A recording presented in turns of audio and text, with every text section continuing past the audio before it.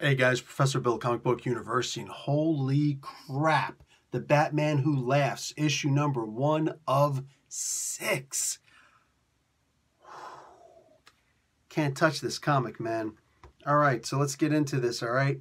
We got The Batman Who Laughs, The Laughing House, Part 1. Scott Snyder is the writer. I just realized that rhymes for the first time.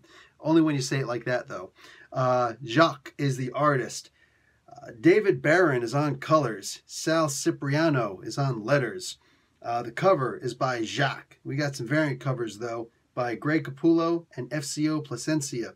And, yeah, Batman was created by Bill Finger, who some guy named Bob Kane was, like, copying other people's work. And, you know, he said, but I made Batman. Look, I wear a cape. Anyway, no love. No love. So, after what he's gotten away with for all these decades, no love.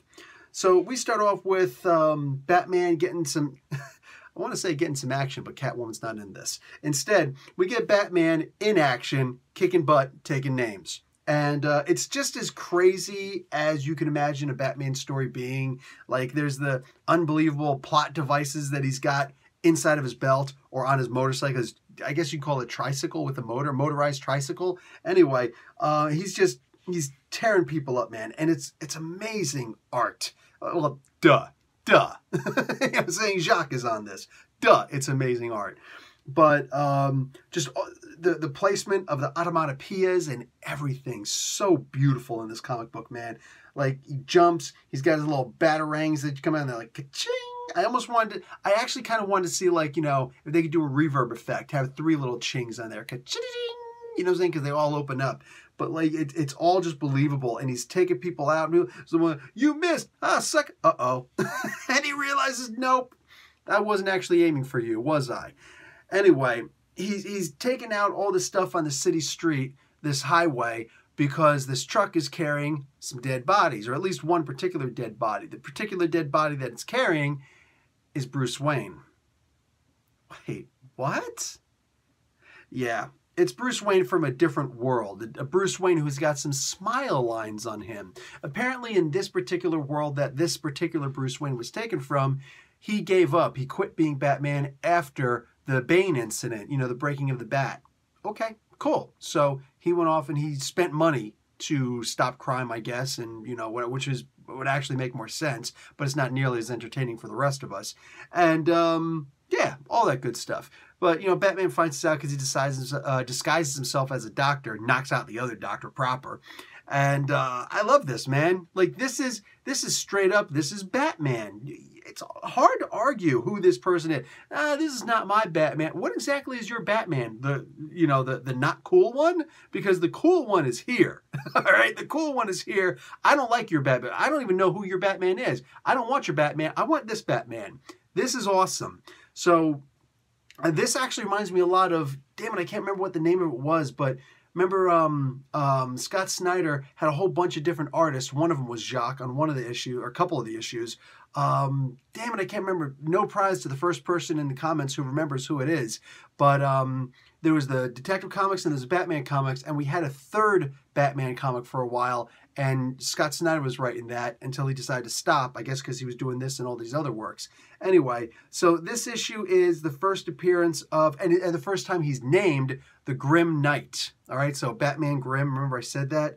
Last week, apparently, he was there was the first appearance in Justice League number 13. All right, so that was the first official appearance in that book. But it turns out, because I said there wasn't in any other book, from my understanding. Well, I don't read Harley Quinn, so oops, I didn't realize it was in Harley Quinn also.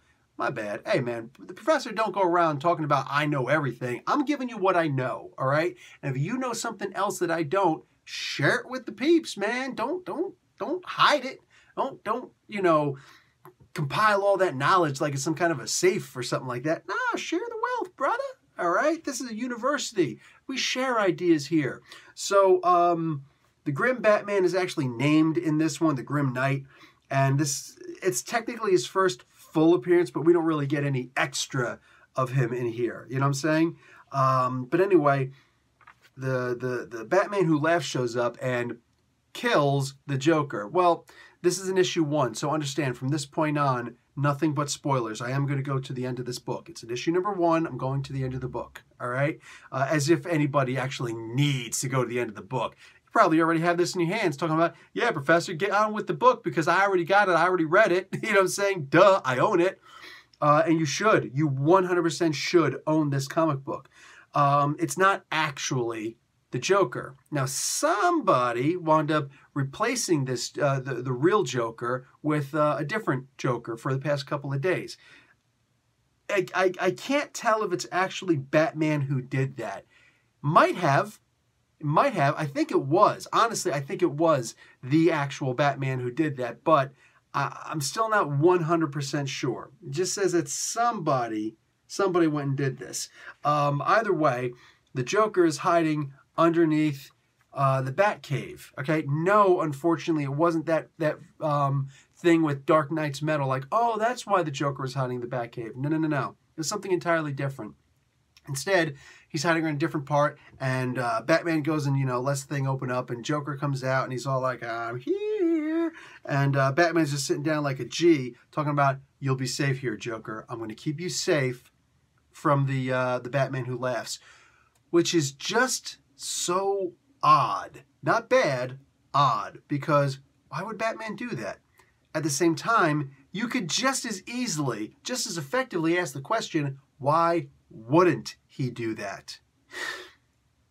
Batman, for some reason, has this really weird love affair. Maybe it's obviously consensual. The question is, is it sexual?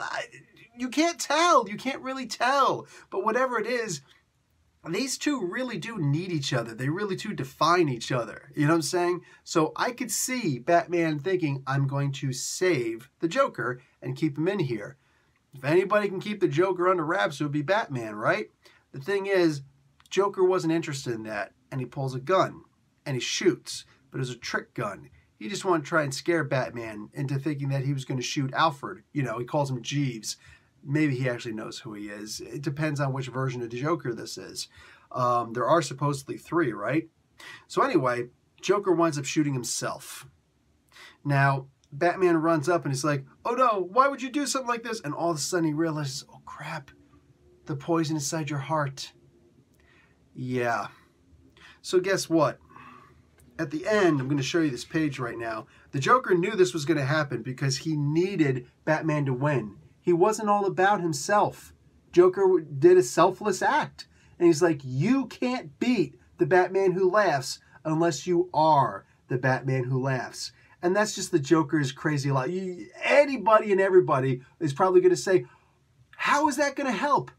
It's the Joker, man. So whatever. But Batman turns into the Batman who laughs of this world. Can it be undone? Oh, it's comic books, man. I mean, duh. But this is pure insanity. Holy crap. Where in the name of God do we go from here? I'm not here. I'm beside myself. It's an optical illusion that you're looking at me and going, Professor Bill, you're right there. No, I'm actually over here. All right. I'm beside myself because I'm so in shock. Holy crap. This is crazy, which it's the Joker. So I guess that's perfect, right? This might be one of the best things that Scott Snyder has done in a while. Right now, and this is just issue 1, so I'm probably, who knows, going way over myself, but like this is on par with the Court of Owls, except for one thing. Court of Owls was a nice build-up. This just jumps right into it. It's already had the build-up in all the, since Dark Knight's Metal, right? Scott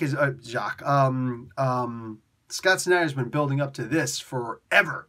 And now all of a sudden, wow, this is crazy. I have no idea where this could go from here. And I love not knowing. I love just going, but can I have the next issue now, please? Because, wow, this is awesome. If you didn't get this, I don't know where on the comic book totem pole you lie, but let's just be realistic with ourselves. Let's just be honest. Ain't nobody fooling nobody. If you didn't get this comic book, if you're not getting this comic book, I don't know what to tell you, man. You're out there. You're out there. All right. I'm out.